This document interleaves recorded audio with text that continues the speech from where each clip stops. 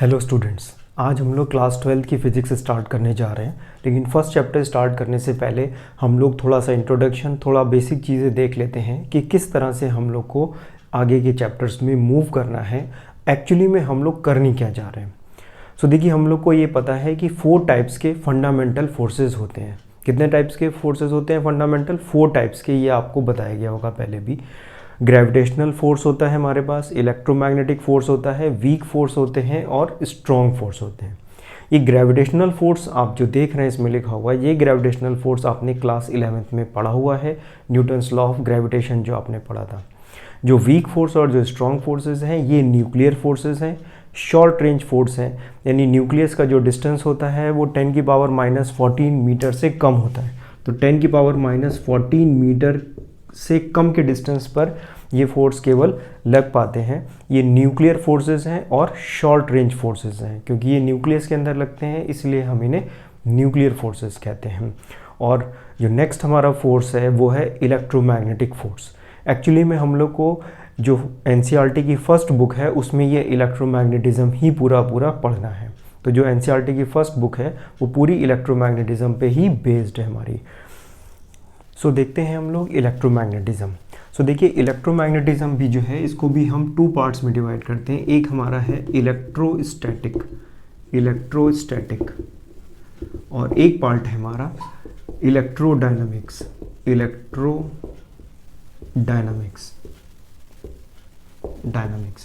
Electrostatics का मतलब है, स्टैटिक का मतलब है रेस्ट। यहाँ पर चार्ज जो है वो रेस्ट में होता है, चार्ज एट रेस्ट। यहाँ पे चार्ज रेस्ट पर है, मूव नहीं करेगा। और डायनामिक्स का मतलब होता है मोशन। तो यहाँ पे चार्ज हमारा जो है वो मूव करेगा, चार्ज यहाँ पे मूव करेगा। तो हमारे एनसीईआरटी के जो फर्स्ट 2 चैप्टर्स हैं वो इलेक्ट्रोस्टैटिक्स पे बेस्ड हैं, जिसमें चार्ज हमारा मूव नहीं करता है। और आगे बाकी के जो चैप्टर्स हैं उसमें हमारा चार्ज मूव करता है, जैसे current, electricity, magnetism, EMI, AC और इलेक्ट्रोमैग्नेटिक वेव्स। उन सब में हमारे ये चार्ज मूव करते हैं और उनकी वजह से ही अलग अलग इफेक्ट्स हमारे पास आते हैं। तो देखिए, चार्ज जब मूव करता है तो उसकी वजह से करंट प्रोड्यूस होता है। करंट प्रोड्यूस होने की वजह से मैग्नेटिक फील्ड प्रोड्यूस होती है।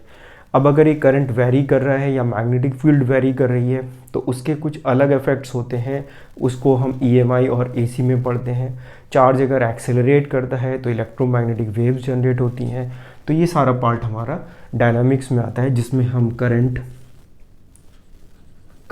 इलेक्ट्रिक करंट पढ़ेंगे, मैग्नेटिज्म, ईएमआई, एसी और इलेक्ट्रोमैग्नेटिक वेव। ये सारे चैप्टर्स हमारे जो हैं वो इलेक्ट्रोडायनामिक्स के कैटेगरी में आते हैं। और इलेक्ट्रोस्टैटिक्स में हम लोग स्टार्टिंग के ये 2 चैप्टर हैं, फर्स्ट और सेकंड चैप्टर, इनको डिस्कस करेंगे। इसमें चार्ज हमेशा रेस्ट पे रहता है। तो स्टार्ट करते हैं अपना फर्स्ट चैप्टर, जिसका नाम है इलेक्ट्रिक फील्ड एंड चार्ज। तो इसमें सबसे पहले हम लोग को जो पता होना चाहिए वो पता होना चाहिए चार्ज के बारे में। तो चार्ज क्या है? बेसिकली चार्ज जो है एक स्केलर क्वांटिटी है। एक तो आप ये याद रखिए कि चार्ज हमारी कैसी क्वांटिटी है, स्केलर क्वांटिटी है। इसको हम लोग स्मॉल क्यू या कैपिटल क्यू से डिनोट करते हैं। और इसकी जो यूनिट है वो है कूलम।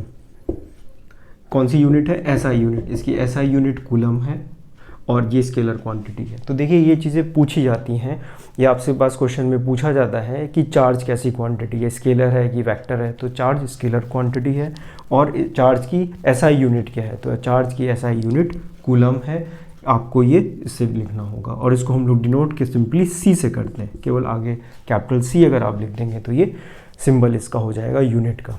तो देखिए, चार्ज के बारे में हम लोग को बहुत पहले से पता है। 600 बीसी में ही ग्रीस में ये पता लग गया था चार्ज के बारे में। लेकिन धीरे धीरे एक्सपेरिमेंट्स हुए, क्योंकि साइंस में पहले एक्सपेरिमेंट्स होते हैं, क्यूरोसिटी होती है, फिर हम उस चीज़ों को एक्सप्लेन कर पाते हैं। और अब हम लोग उसके बारे में काफ़ी कुछ जान चुके हैं। तो चार्ज जो है देखा गया है कि एक बहुत ही बेसिक प्रॉपर्टी है मैटर की। इसलिए हम ये कहते हैं कि charge in an intrinsic property of matter. और इसको अगर हमें डिफ़ाइन करना है तो हम इस तरह से डिफ़ाइन कर सकते हैं, the property associated with the matter due to which it produces और experiences the electrical and magnetic force. तो इस तरह से हम इसको डिफ़ाइन भी कर सकते हैं। सो देखिए हम लोग को ये पता है कि चार्जेस 2 टाइप्स के चार्जेस होते हैं, पॉजिटिव चार्ज होता है और नेगेटिव चार्ज होता है। पॉजिटिव चार्ज होता है और नेगेटिव चार्ज होता है। इनका जो नामकरण है, जो नाम दिया है पॉजिटिव और नेगेटिव, ये अमेरिकन साइंटिस्ट थे, उन्होंने दिया था बेंजामिन फ्रैंकलिन ने। बहुत सारे एक्सपेरिमेंट्स किए गए थे और उसके बाद फिर ये पॉजिटिव और नेगेटिव उन्होंने नाम दिए। तो आपको मालूम है कि अगर 2 पॉजिटिव चार्ज को अगर हम पास में लाते हैं तो ये रिपेल करते हैं, और अगर 2 नेगेटिव चार्ज को हम पास में लाते हैं तो भी ये रिपेल करते हैं। लेकिन अगर एक पॉजिटिव चार्ज को और एक नेगेटिव चार्ज को हम लाते हैं तो ये अट्रैक्ट करते हैं। तो ये यहाँ पर इनके बीच में क्या लग रहा है, अट्रैक्शन, और यहाँ पर इनके बीच में क्या लग रहा है, रिपल्शन। तो ये यहाँ पर रिपल्शन है, यानी कि जो लाइक चार्जेस हैं, तो हमें क्या पता है कि जो लाइक चार्जेस हैं वो रिपेल ईच अदर, और जो अनलाइक चार्जेस हैं वो अट्रैक्ट ईच अदर। यानी एक पॉजिटिव एक नेगेटिव चार्ज को अगर हम पास में लेके आएंगे तो ये एक दूसरे को अट्रैक्ट करेंगे, यानी की तरफ मूव करना शुरू करेंगे। और दोनों पॉजिटिव चार्ज हैं तो ये दूर जाएंगे, दोनों नेगेटिव चार्ज हैं तो भी ये एक दूसरे से दूर जाने की कोशिश करेंगे। तो like charges repel each other, unlike charges attract each other, ये बेसिक प्रॉपर्टी हमारे चार्जेस की देखी गई है। सो देखिए पॉजिटिव और नेगेटिव चार्ज कैसे आए, वो ये बहुत बाद में आया। इसके पहले हम लोगों ने काफ़ी एक्सपेरिमेंट्स किए। तो देखिए किस तरह के एक्सपेरिमेंट्स परफॉर्म किए गए, बहुत सिंपल तरीके से हम लोग इसको देखते हैं। सो देखिए एक्सपेरिमेंटली ये देखा गया, जो सारी चीज़ें हम लोग बात कर रहे हैं ये सारी चीज़ें एक्सपेरिमेंटली हैं। All the things are experimentally. जब हमने सिल्क क्लॉथ के साथ ग्लास रॉड को रब किया, जब हमने इसको रब किया सिल्क क्लॉथ को ग्लास रॉड के ऊपर जब हमने रब किया, तो हमने, और इस तरह से हमने 2 ग्लास रॉड ली, और जब 2 ग्लास रॉड को सिल्क के ऊपर रब किया और उन दोनों को जब पास मिलाया तो हमने देखा कि वो एक दूसरे से दूर जा रहे हैं, यानी उनके बीच में एक रिपल्सिव फोर्स लग रहा है। और इसी तरह से हमने सिल्क को जब हमने प्लास्टिक रॉड के साथ रब किया, इसी तरह से हमने 2 प्लास्टिक रॉड भी ली थी, ठीक है ना, इसको भी हमने इसमें रब किया। इसी तरह से हमने 2 प्लास्टिक रॉड भी ली थी, और जब उन दोनों प्लास्टिक रॉड को लेके आए पास में तो वो भी एक दूसरे से दूर जाना शुरू हो गए, तो उनके बीच में भी एक रिपल्सिव फोर्स लग रहा था। लेकिन जब हमने एक ग्लास रॉड को एक प्लास्टिक रॉड के साथ कंबाइन करने की कोशिश करी, पास लाने की कोशिश करी, तो देखा इनके बीच में फोर्स ऑफ अट्रैक्शन लग रहा है।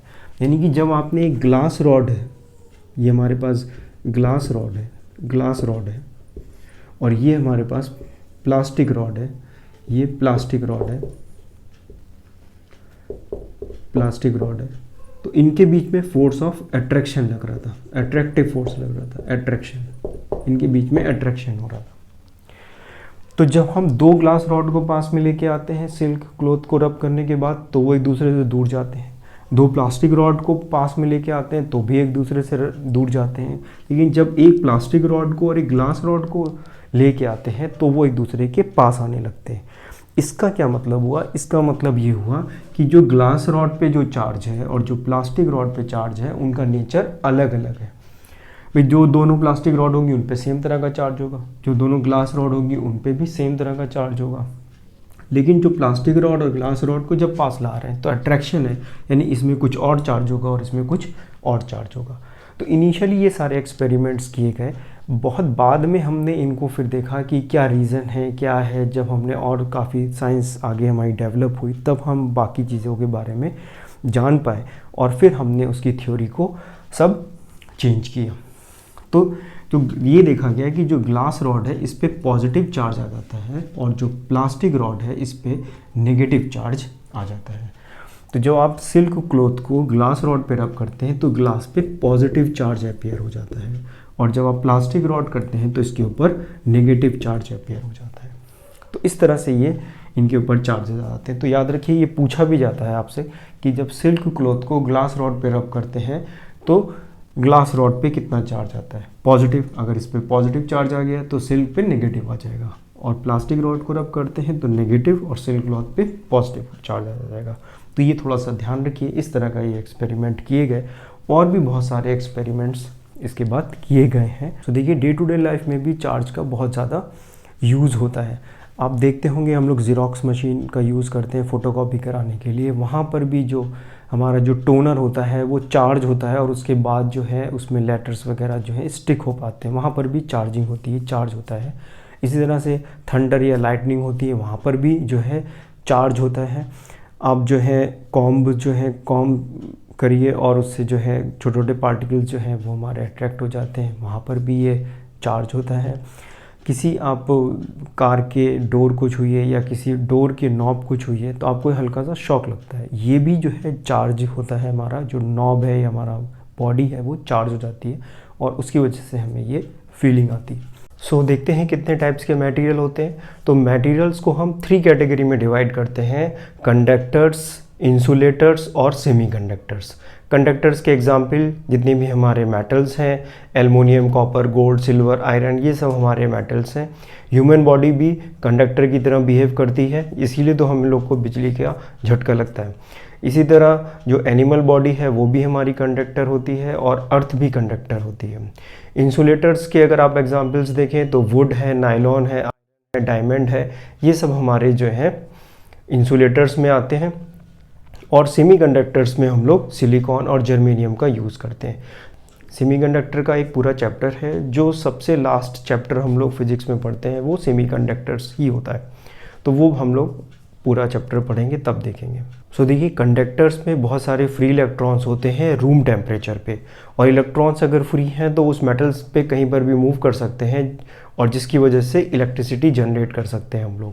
जबकि इंसुलेटर्स में ऐसा नहीं है, उसमें जो फ्री इलेक्ट्रॉन्स हैं वो बहुत कम है और ज़्यादातर इलेक्ट्रॉन्स जो हैं वो बाउंड रहते हैं, बंधे रहते हैं न्यूक्लियस की वजह से, और वो फ्री नहीं होते। अब वो जब फ्री नहीं है तो वो मूव भी नहीं कर सकते, इसलिए इंसुलेटर्स के केस में हम लोग को करंट नहीं मिल पाती है। सेमीकंडक्टर्स क्या होते हैं, कभी वो इंसुलेटर की तरह बिहेव कर लेते हैं और कभी वो कंडक्टर की तरह बिहेव करते हैं।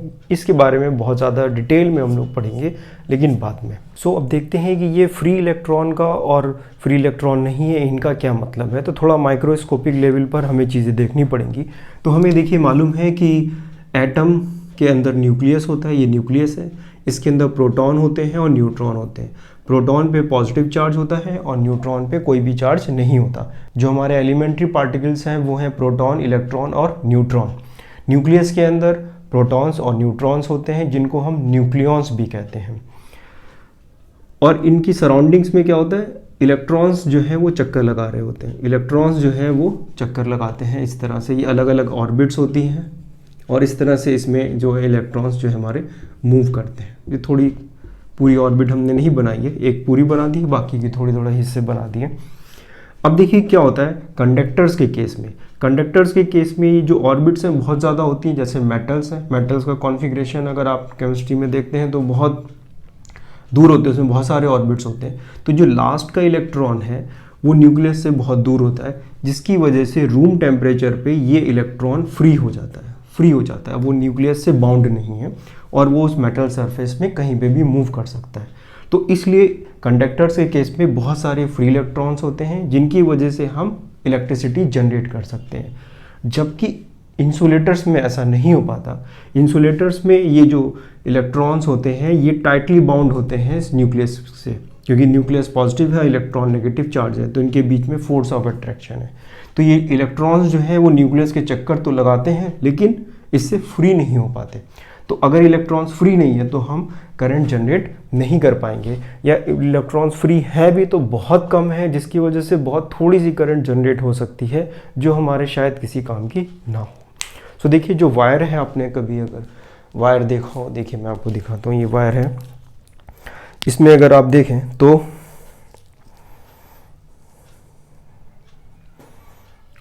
देखिए ये वायर है, इसको अगर आप देखें तो इसमें देखिए ये जो है ये कंडक्टर है, ये किस चीज़ का बना है, इसमें कॉपर का बना हुआ है, और ये जो है पार्ट है इंसुलेटर का। तो इंसुलेटर हम यूज़ कर रहे हैं एज अ सेफ्टी प्रिकॉशंस के लिए।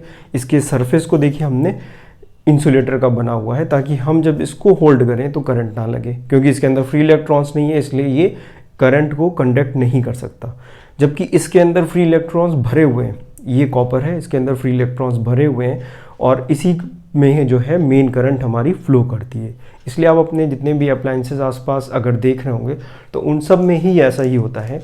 जो आउटर बॉडी होती है वो हम इंसुलेटर्स की बनाते हैं ताकि उसमें करंट ना कंडक्ट हो सके, और जो उसके अंदर के जो पार्ट होते हैं, जो वायर होता है, वो हमारे मेटल्स के होते हैं। मोस्टली हम लोग कॉपर का ही यूज़ करते हैं इन सब में।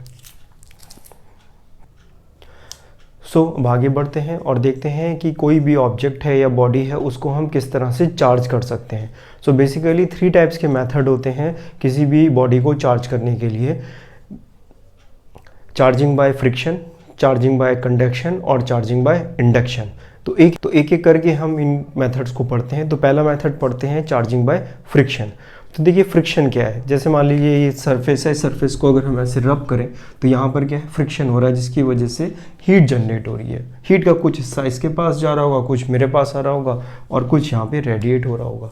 तो देखिए जब हम किसी चीज़ को रब करते हैं, फ्रिक्शन आता है उसमें, तो होता क्या है कि हमें मालूम है ये एटम है, एटम के अंदर ये न्यूक्लियस है, वो प्रोटॉन है और ये न्यूट्रॉन है। इसकी सराउंडिंग्स में अभी हमने आपसे कहा कि जो इलेक्ट्रॉन्स हैं वो मूव करते रहते हैं। तो जब हम किसी सरफेस को रब करते हैं तो होता क्या है कि ये जो आउटर मोस्ट ऑर्बिट का इलेक्ट्रॉन है वो उस फ्रिक्शन की वजह से जो एनर्जी डेवलप हुई है वो इस एनर्जी को एब्जॉर्ब कर लेता है और इसके पास ज़्यादा एनर्जी आ जाती है। जब ये ज़्यादा एनर्जी आ जाती है तो वो यहाँ से फ्री हो जाता है और ये मूव कर जाता है बाहर। ये कहीं पे जंप भी कर सकता है, तो जो दूसरी बॉडी इसके साथ रब कर रही होगी उस पर ये जंप भी कर सकता है। और इसी तरह से ये भी हो सकता है कि जो दूसरी बॉडी है वहाँ पर जो है वहाँ से भी इलेक्ट्रॉन्स इसके ऊपर आ जाएं।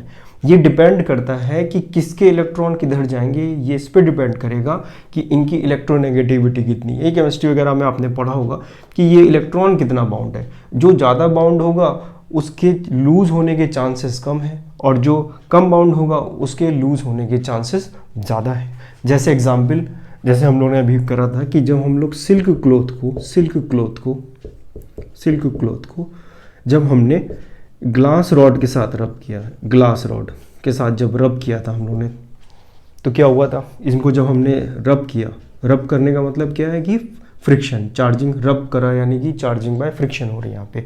तो ग्लास रॉड पे कैसा चार्ज आ गया था, पॉजिटिव चार्ज आ गया था, और सिल्क क्लॉथ पे कैसा चार्ज आ गया था, नेगेटिव चार्ज आ गया था। देखिए जब हमने सिल्क क्लॉथ को रब किया ग्लास रॉड के ऊपर तो वहाँ से हीट जनरेट हुई। हीट जनरेशन की वजह से इलेक्ट्रॉन्स फ्री हुए और वो एक बॉडी से दूसरी बॉडी पे जंप कर गए। तो इस केस में क्या हुआ, जो ग्लास रॉड के इलेक्ट्रॉन्स थे, ग्लास रॉड से जो इलेक्ट्रॉन थे वो कहाँ पे जंप कर गए, सिल्क क्लॉथ पे जंप कर गए। ये इलेक्ट्रॉन यहाँ पे इधर ट्रांसफ़र हो गए ग्लास रॉड पे। ग्लास रॉड से इलेक्ट्रॉन चले गए इसलिए यहाँ पे पॉजिटिव चार्ज आ गया, और सिल्क क्लॉथ पे चले गए इसलिए यहाँ पर नेगेटिव चार्ज आ गया। ये बहुत इंपॉर्टेंट चीज़ है कि पॉजिटिव चार्ज का प्रोटॉन से कोई लेना देना नहीं है। प्रोटॉन तो न्यूक्लियस के अंदर है और बहुत टाइटली बाउंड है, इस प्रोटॉन को तो हम नहीं निकाल सकते। जो भी चार्जिंग हो रही है उसका सिर्फ और सिर्फ कारण इलेक्ट्रॉन है। अगर इलेक्ट्रॉन कहीं चले जाते हैं तो वहाँ नेगेटिव चार्ज हो जाता है, जहाँ पर एक्सेस ऑफ इलेक्ट्रॉन्स हो जाते हैं, और जहाँ से चले जाते हैं, जिस बॉडी से इलेक्ट्रॉन चले गए हैं वहाँ पर पॉजिटिव चार्ज हो जाएगा। तो जहाँ पर एब्सेंस है इलेक्ट्रॉन की, जहाँ पर इलेक्ट्रॉन कम हो गए हैं वो बॉडी पॉजिटिव चार्ज हो जाती है, और जहाँ पर इलेक्ट्रॉन चले जाते हैं वो नेगेटिव चार्ज हो जाती है। इस केस में भी देखिए ऐसा ही हो रहा है, ग्लास रॉड से इलेक्ट्रॉन्स जंप करके चले गए, ये इलेक्ट्रॉन्स ट्रांसफ़र होगा, इलेक्ट्रॉन ट्रांसफ़र होगा, यहाँ पर इलेक्ट्रॉन ट्रांसफ़र हो गए। ग्लास रॉड से सिल्क क्लॉथ पे इलेक्ट्रॉन्स ट्रांसफ़र हो गए, तो सिल्क के पास ज़्यादा इलेक्ट्रॉन्स हो गए जिसकी वजह से उसको हम कह रहे हैं नेगेटिव चार्ज हो गया, और ग्लास रॉड पर पॉजिटिव चार्ज हो गया क्योंकि यहाँ से इलेक्ट्रॉन्स कम हो गए। जैसे आपने ये भी देखा होगा सोडियम क्लोराइड Na+ और Cl-। अब Na+ का मतलब प्रोटॉन से नहीं है, यहाँ पर एक इलेक्ट्रॉन की डेफिशिएंसी है, एक इलेक्ट्रॉन कम है, और क्लोरीन के पास एक इलेक्ट्रॉन यहाँ पर ज़्यादा होता है। तो सेम वही चीज़ यहाँ पर भी हम लोग यूज़ कर रहे हैं और वही कॉन्सेप्ट ही एक्चुअली में सेम है ये। तो इस तरह से फ्रिक्शन की वजह से किसी बॉडी को हम चार्ज कर सकते हैं। अभी आपको मैं एक एक्सपेरिमेंट करके भी दिखाता हूँ और देखते हैं कि किस तरह से फ्रिक्शन की वजह से बॉडी चार्ज होती है। ये देखिए एक प्लास्टिक का स्केल है, नॉर्मल स्केल प्लास्टिक का 1 फुट का, और ये सिंपल कुछ पीस है, कागज़ के टुकड़े हैं ये और कुछ नहीं। अब देखिए अभी इसमें कुछ भी नहीं हो रहा, देखिए ये कोई भी कागज़ जो है इसके ऊपर अट्रैक्ट नहीं हो रहा है। अब आप देखिएगा, इसको सिंपली मैं रब करूँगा इस प्लास्टिक को, और आप देखिएगा ये नॉर्मल क्लॉथ है और इससे मैं बस इसको रब कर रहा हूँ। ये क्या कर रहा हूँ मैं, फ्रिक्शन डेवलप हो रहा है। फ्रिक्शन की वजह से ये जो प्लास्टिक का स्केल है देखिएगा थोड़ा चार्ज हो जाएगा। और अब देखिए मैं इसको इसके पास लेके आता हूँ, ये देखिए कितनी तेज़ी से पार्टिकल्स जो है इसके ऊपर अट्रैक्ट हो रहे हैं। देखिए चिपक गए, देखिए इसके ऊपर चिपक गए, यहाँ पर देखिए चिपक गए। तो ये क्या हो गया, इसमें जब हमने इससे इसको रब किया देखिए सब चिपक जाएंगे इसमें, ये देखिए सब इसमें चिपक गए। तो ये क्या हो गया, इसमें यहाँ पर ये चार्ज हो गया है। जब हमने ये फ्रिक्शनल चार्जिंग बाय फ्रिक्शन हो गया। जब हमने इसको इससे रब किया, जब इससे मैंने इसको रब किया तो ये फ्रिक्शन की वजह से ये जो प्लास्टिक की फ्रिक्शन की वजह से ये जो हमारा स्केल है ये चार्ज हो गया है। और जैसे इसको पास में लेके आते हैं तो ये देखिए सारे पार्टिकल्स इसमें चिपक जाते हैं, ये देखिए सब चिपक रहे हैं। तो ये चार्जिंग बाय फ्रिक्शन का एग्जाम्पल है। अब देखते हैं second method, charging by conduction. देखिए कंडक्शन में हम बॉडी को चार्ज करते हैं बाय टच करके कराते हैं, और इंडक्शन में हम विदाउट टच कराते हैं। बिना उसे टच किए हम बॉडी को चार्ज करेंगे तो इंडक्शन हो जाएगा, जब हम उसे टच करके करेंगे तो वो कंडक्शन हो जाएगा।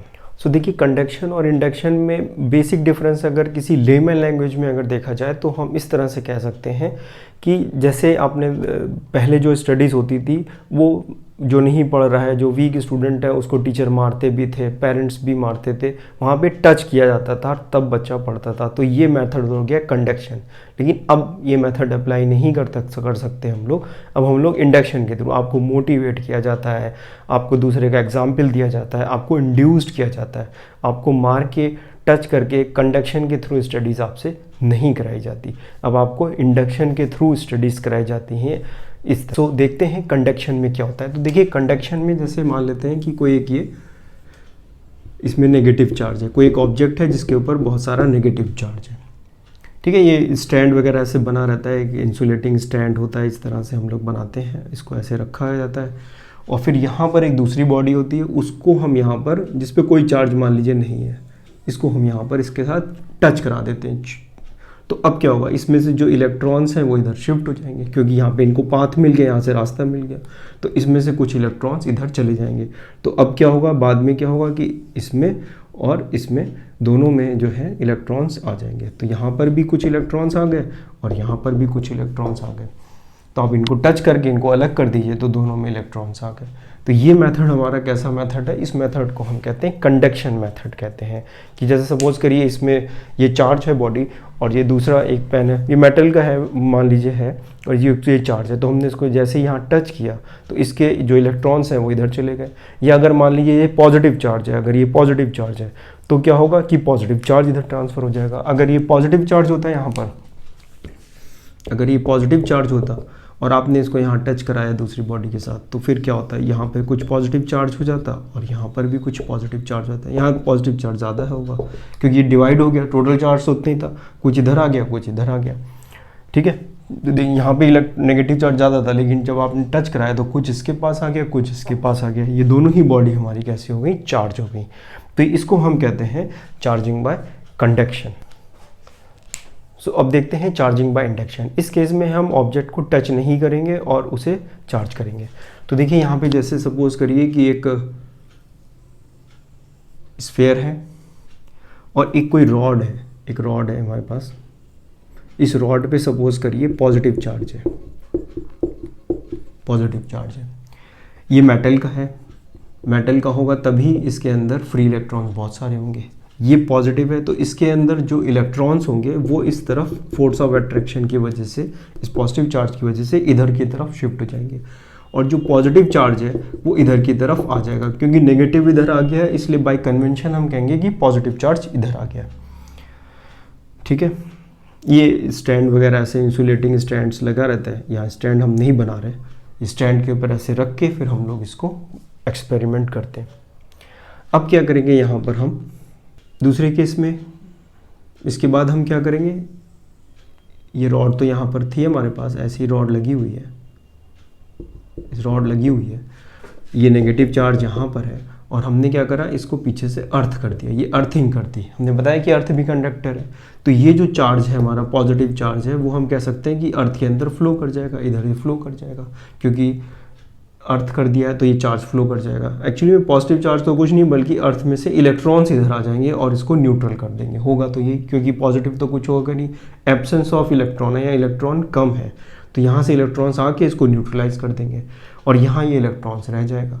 फिर क्या होगा कि हम इधर कोई चार्ज नहीं रहेगा, ये इलेक्ट्रॉन्स यहाँ पर थे, यहाँ पे चार्ज खत्म हो गया और फिर ये हमने, ये पॉजिटिव चार्ज की रॉड थी पहले से हमारे पास, ये वही बनी हुई है, पॉजिटिव चार्ज की ये रॉड है, ये ऐसे बनी हुई है। अब क्या करेंगे, रॉड को हम यहाँ से हटा देंगे। तो जब आप रॉड को हटा दोगे तो ये जो इलेक्ट्रॉन्स जो थे वो इसके अंदर फैल जाएंगे, क्योंकि अभी फोर्स ऑफ अट्रैक्शन की वजह से साइड शिफ्ट थे। जब आपने रॉड हटा दी तो इलेक्ट्रॉन्स फिर इसके अंदर चले जाएंगे।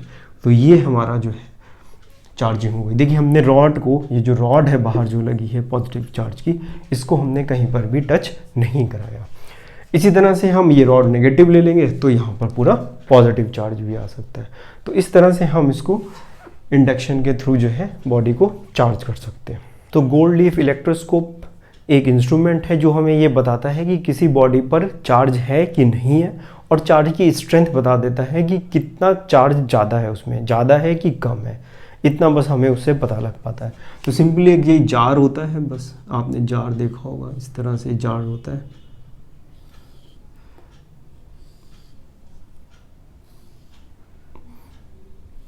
और यहाँ पर एक मेटल का नॉब लगा है, ऐसे मेटल का ये नॉब होता है और ये पूरी मेटल की स्ट्रिप होती है और ये नीचे आती है और यहाँ पर जाके, यहाँ पर आके ये 2 गोल्ड लीफ लगी रहती हैं। ये हमारी गोल्ड लीफ है, ठीक है ना, ये जो है ये हमारी गोल्ड लीफ है, यहाँ पर ये गोल्ड की है, गोल्ड लीफ,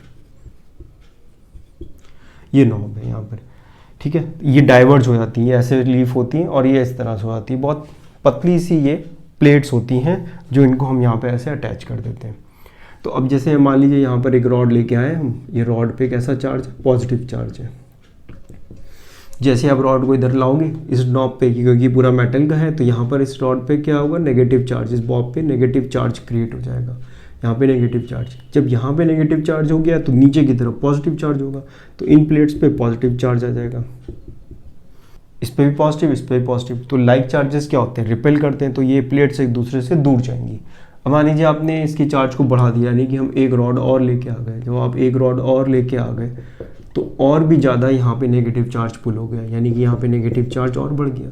यहाँ नेगेटिव चार्ज बढ़ गया तो यहाँ पे पॉजिटिव चार्ज भी बढ़ गया। तो जब पॉजिटिव चार्ज बढ़ गया तो ये और ज़्यादा डाइवर्ज हो जाएंगे उस केस में। तो हम ये कह सकते हैं कि चार्ज यहाँ पे अब बढ़ गया। जितना ज़्यादा इनके बीच में डाइवर्जन होगा उतना ज़्यादा पॉजिटिव चार्ज होगा या सेम टाइप का चार्ज होगा। सिमिलरली यहाँ पे नेगेटिव रॉड लेके आप आओगे तो यहाँ पॉजिटिव चार्ज डेवलप होगा, यहाँ नेगेटिव चार्ज डेवलप हो जाएगा। बस सिंपल सा इतना ही ये हमें बताता है, कोई खास और इसका यूज़ हम नहीं कर सकते। तो याद रखिएगा इसका नाम बस गोल्ड लीफ इलेक्ट्रोस्कोप। सो अब पढ़ते हैं चार्ज की प्रॉपर्टीज़। देखिए ये बहुत इंपॉर्टेंट है, थोड़ा ध्यान से सुनिएगा और समझने की भी कोशिश करिएगा। तो पहली प्रॉपर्टी है इसकी इनवेरिएंसी, इनवेरिएंट। तो चार्ज हमारा जो है वो इनवेरिएंट होता है। इनवेरिएंट का मतलब ये है कि कोई चीज़ चेंज नहीं हो रही है। तो अगर मान लीजिए कोई ऑब्जेक्ट है, ये चार्ज है, इस पर चार्ज है कुछ और ये रेस्ट पर है, और जब ये मूव करने लगता है तो भी चार्ज इतना ही रहेगा। अगर कोई ऑब्जेक्ट मूव कर रहा है जिस पे चार्ज है, तो चार्ज चाहे आप रेस्ट से देखिए या मोशन से देखिए, चार्ज आपको हमेशा सेम दिखेगा। इसलिए ये इनवेरिएंट है। मोशन होने पर चार्ज की क्वांटिटी चेंज नहीं होती, जबकि मास में ऐसा नहीं होता। मास अगर मूव कर रहा है, कोई ऑब्जेक्ट अगर मूव कर रहा है तो उसका मास चेंज हो जाता है। मास में क्या होता है, ये आपने पढ़ा होगा, m = m0 1 - v²/c²। तो कोई ऑब्जेक्ट अगर रेस्ट पर है तो उसका मास m0 है, लेकिन जब ये मूव करना स्टार्ट कर देता है किसी v वेलोसिटी से तो उसका मास m हो जाता है। ये v speed of the mass है, जो मास है, और c जो है ये स्पीड ऑफ लाइट है, 3 × 10⁸। तो जो चार्ज है हमारा वो इनवेरिएंट है, यानी कि मोशन होने पर भी, मोशन में होने के बावजूद भी चार्ज की जो वैल्यू है वो हमेशा सेम रहती है। इसी को हम कहते हैं इनवेरिएंट। और इसकी नेक्स्ट प्रॉपर्टी है इसकी एडिटिव नेचर। तो चार्ज जो है वो हमारा एडिटिव नेचर है। ये स्केलर क्वांटिटी है चार्ज, तो सिंपली हम इसको बस ऐड कर सकते हैं एल्जेब्रिकली। तो अगर कहीं पर हमें टोटल चार्ज बताना है, नेट चार्ज बताना है, तो सिंपली आप Q1, Q2, Q3 and so on, इस तरह से सिंपली आप इन्हें ऐड कर दीजिए एल्जेब्रिकली विथ साइन। अगर पॉजिटिव चार्ज है तो पॉजिटिव, नेगेटिव है तो नेगेटिव। जैसे सपोज करिए कि कोई ऑब्जेक्ट है, हमने कहा कि उसके ऊपर चार्ज कितना है, +2 माइक्रोकूलम। Q2 की वैल्यू हमें गिवन है -3 माइक्रोकूलम।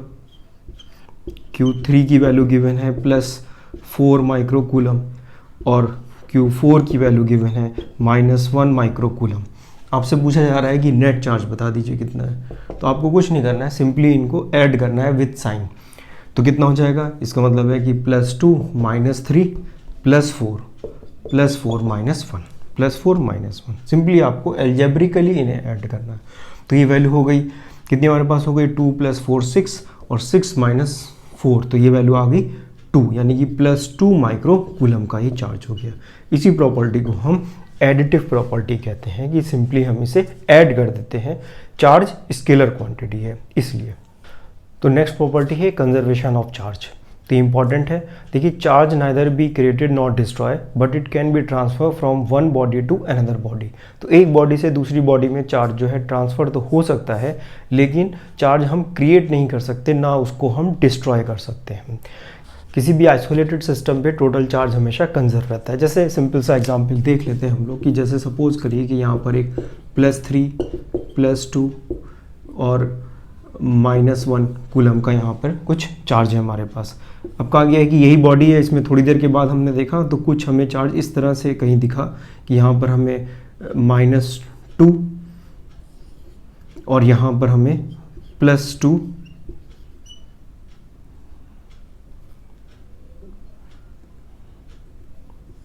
2।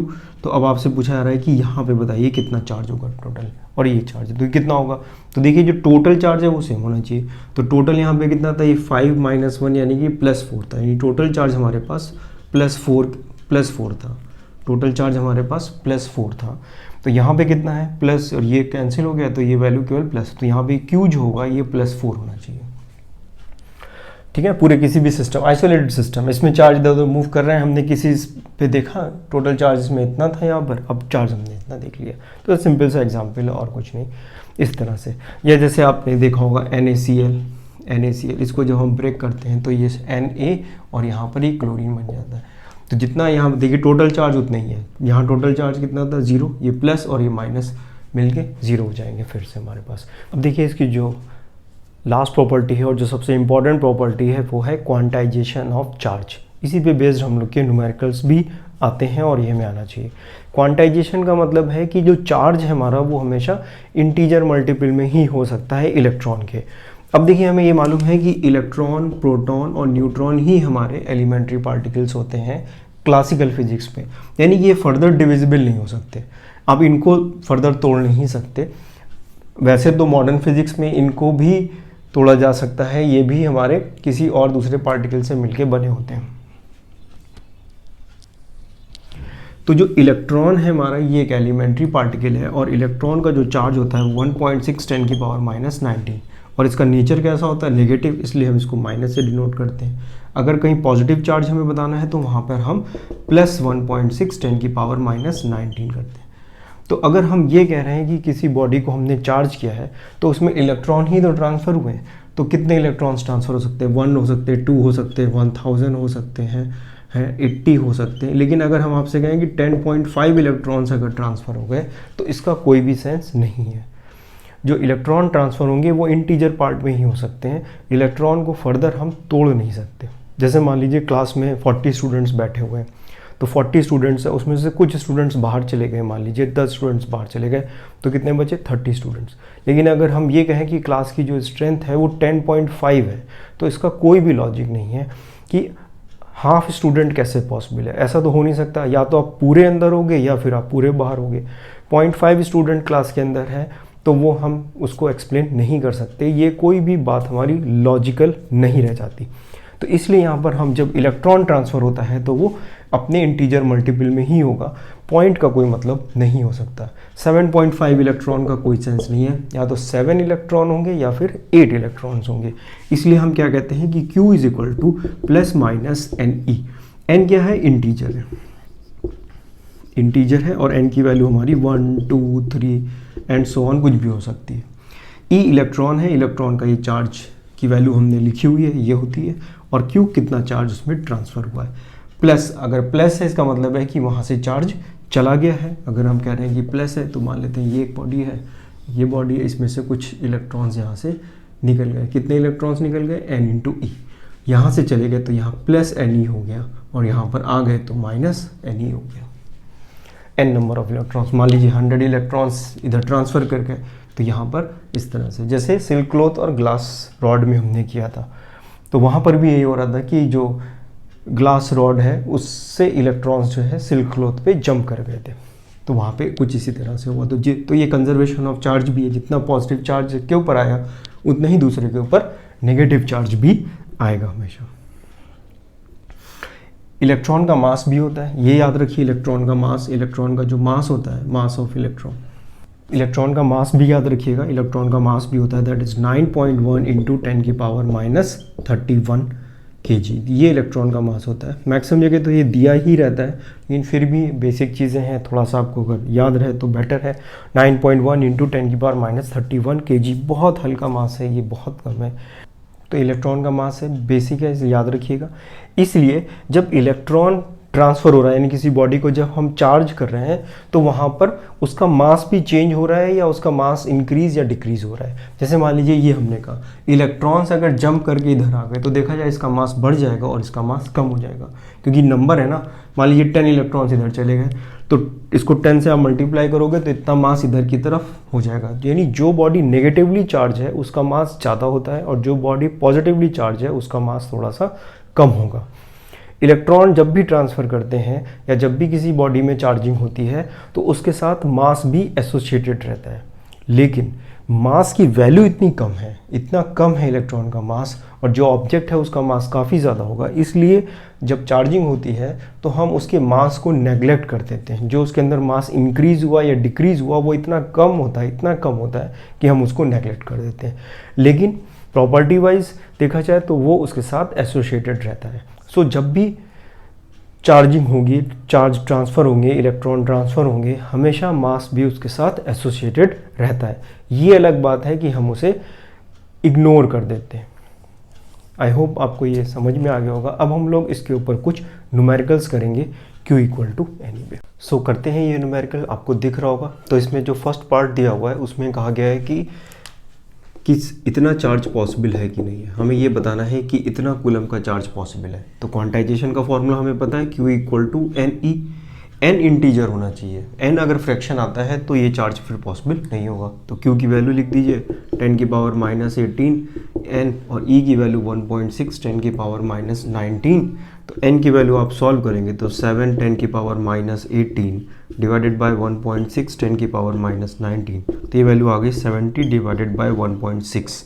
ये ऊपर जाएगा 10 हो जाएगा, 70 डिवाइड बाय 1.6। तो 70 डिवाइडेड बाय 1.6 जो है ये हमारा इंटीजर नहीं है। इसकी वैल्यू जो आती है वो आती है लगभग 437.5। इसका मतलब है कि 43 या तो इलेक्ट्रॉन्स हो सकते हैं या 44 हो सकते हैं। 43.75 का कोई सेंस नहीं है, इसलिए हम इसको कहेंगे नॉट पॉसिबल, ये पॉसिबल नहीं है। तो ये हमारा फर्स्ट पार्ट हो गया इसका। अब इसका हम लोग सेकेंड पार्ट देखते हैं। सेकेंड पार्ट में कहा गया है, कुछ और हमें दिया है। तो अब इसका सेकेंड पार्ट देखते हैं। इसमें हमें कहा गया है कि कितने इलेक्ट्रॉन्स हैं, चार्ज हमें दिया हुआ है कितना, 8 इंटू 10 की पावर माइनस 18 कूलम का। अब ये देखते हैं पॉसिबल है कि नहीं है। सेम यही प्रोसीजर करेंगे, लेकिन n की वैल्यू इंटीजर आनी चाहिए। अगर इंटीजर नहीं आती है तो फिर ये भी पॉसिबल नहीं होगा। तो Q equal to n e, ये Q ये लिख देंगे हम लोग। तो 8 इंटू 10 की power minus 18 equal to n 1.6 10 की पावर माइनस 19। तो n की वैल्यू हो गई 8 इंटू 10 की पावर माइनस 18 डिवाइडेड बाय 1.6 10 की पावर माइनस 19। ये ऊपर जाएगा तो ये वैल्यू हो जाएगी 80 डिवाइडेड बाय 1.6। 18 है ये, 1.6। यहाँ से भी आप ये पॉइंट हटा दीजिए और यहाँ 0 लगा दीजिए। तो ये 8 से आप इसे डिवाइड करोगे तो ये वैल्यू आ जाएगी हमारे पास। 8 से आप कैंसिल करोगे तो ये 2 आएगा और ये 100 लिखा हुआ है, ठीक है। तो ये, और यहाँ से आप इसको कैंसिल करोगे तो 50। तो ये कितना आ गया, 50 एग्जैक्ट इंटीजर आ रहा है ये, तो एग्जैक्ट इंटीजर आने का मतलब है कि 50 इलेक्ट्रॉन्स पॉसिबल है हमारे लिए, तो ये पॉसिबल है, तो इतना चार्ज हमारे लिए पॉसिबल है। तो आपसे ये पूछा जाता है क्वेश्चन कि ये चार्ज पॉसिबल है या नहीं पॉसिबल है, नहीं पॉसिबल है तो क्यों पॉसिबल नहीं है। इस तरह के क्वेश्चंस सिंपली इसी फॉर्मूले का यूज़ करके हम लोग कर सकते हैं। तो आई होप आपको समझ में आ गया होगा। अब नेक्स्ट क्वेश्चन हम लोग इसका नेक्स्ट क्वेश्चन करते हैं। क्वेश्चन आपको दिख रहा होगा, तो इसमें ये पूछा गया है कि 1 कूलम चार्ज अगर है तो उसका मतलब है कि कितने इलेक्ट्रॉन्स उससे गए होंगे या उसमें आए होंगे। अगर वो पॉजिटिव चार्ज है तो वहाँ से कितने इलेक्ट्रॉन्स चले जाएं कि वो 1 कूलम का हो जाए। ठीक है, तो इसका मतलब है Q is equal to NE, Q की वैल्यू 1 रख दीजिए, N 1.6 10 की पावर -19, तो N की वैल्यू आ गई 1/1.6 10 की power -19 which is equal to 6.25 10 की पावर 18 प्लस 18। तो इतने सारे इलेक्ट्रॉन्स 6.25 10 की पावर 18 यानी 625 के बाद 625 के बाद आप 16 जीरो और लगाइए। इतने सारे इलेक्ट्रॉन्स जब कहीं पर आएंगे, किसी जगह पर अगर आएंगे, तब जाके उसमें इतना चार्ज नेगेटिव होगा, और जहाँ से इतने इलेक्ट्रॉन्स जाएंगे वहाँ पर उतना पॉजिटिव चार्ज होगा। तो इसमें ये नहीं पूछा गया है कि जा रहे हैं कि आ रहे हैं, वो अगर पूछा जाता तो हम पॉजिटिव और नेगेटिव से इसको डिनोट करते हैं। जैसे सपोज करिए कि एक बॉडी ए है, एक बॉडी बी है, इसमें से इतने इलेक्ट्रॉन्स चले गए, कितने चले गए, इतने n इलेक्ट्रॉन चले गए, 6.25 10 की पावर 18। तो इस पे 1 कूलम का नेगेटिव चार्ज आ जाएगा और इस पे 1 कूलम का पॉजिटिव चार्ज आ जाएगा, 1 कूलम का पॉजिटिव चार्ज आ जाएगा। इस पे कि यहाँ से इलेक्ट्रॉन गए हैं तो यहाँ पॉजिटिव चार्ज आ गया, यहाँ पे डिफिशिएंसी हो गई और यहाँ पे एक्सेस हो गए, तो यहाँ पर -1 कूलम का चार्ज आ गया नेगेटिव में और यहाँ पर पॉजिटिव में। तो नेक्स्ट क्वेश्चन करते हैं। तो क्वेश्चन में कहा जा रहा है कि एक अल्फा पार्टिकल है, उसमें कितना चार्ज होगा। जो हमारा अल्फा पार्टिकल होता है वो हीलियम न्यूक्लियस होता है। हीलियम का जो न्यूक्लियस होता है उसको हम अल्फा पार्टिकल कहते हैं। तो इसमें 2 प्रोटॉन होते हैं, प्रोटॉन कितने, 2 होते हैं, 2 प्रोटॉन होते हैं और 2 न्यूट्रॉन होते हैं। इसमें 2 प्रोटॉन और 2 न्यूट्रॉन। तो प्रोटॉन पे पॉजिटिव चार्ज होता है और न्यूट्रॉन पे कोई भी चार्ज नहीं होता, तो केवल पॉजिटिव चार्ज है प्रोटॉन का। तो चार्ज कितना हो जाएगा, तो Q की वैल्यू हो जाएगी 2 × 1.6 10 की पावर -19। एक इलेक्ट्रॉन पे जितना चार्ज होता है उतना ही प्रोटॉन पे भी चार्ज होता है पॉजिटिव में, क्योंकि टोटल जो पूरा एटम है हमारा वो तो इलेक्ट्रिकली न्यूट्रल होता है, उसमें टोटल चार्ज होता नहीं है।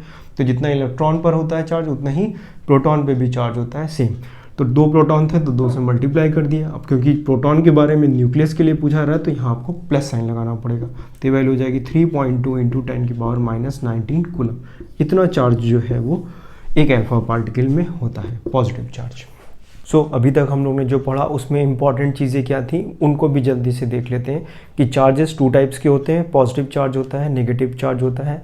लाइक चार्जेस रिपेल करते हैं और अनलाइक चार्जेस अट्रैक्ट करते हैं। चार्ज इनवेरिएंट होता है, इसका मतलब है कि अगर चार्ज मोशन में है तो उसकी चार्ज की वैल्यू जो है वो चेंज नहीं होती, चाहे वो रेस्ट पर हो या मोशन है, चार्ज सेम रहता है।